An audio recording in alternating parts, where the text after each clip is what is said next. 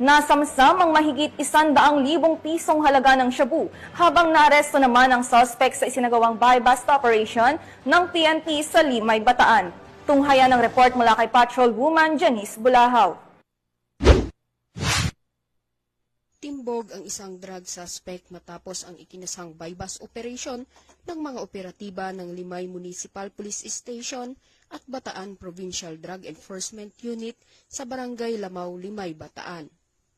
Ayon kay Police Colonel Marites A. Salvadora, Provincial Director ng Bataan Police Provincial Office, nakumpiska mula sa suspect ang itinatayang 25 gramo ng hininalang shabu na may standard drug price na 170,000 pesos. Kasunod ng pagkakaaresto, agad na dinala sa kustodiya ng Limay Municipal Police Station ang suspect at ang mga ebidensya para sa kaukulang dokumentasyon at disposisyon. Haharap ang naarestong suspect sa kasong paglabag sa Section 5 at 11 ng Article 2 ng Republic Act 9165 o mas kilala bilang Comprehensive Dangerous Drugs Act of 2002. Patuloy ang pinaigting na kampanya ng Bataan Police Provincial Office laban sa ilegal na droga bilang suporta sa direktiba ng pamahalaan tungo sa ligtas at maayos na pamayanan.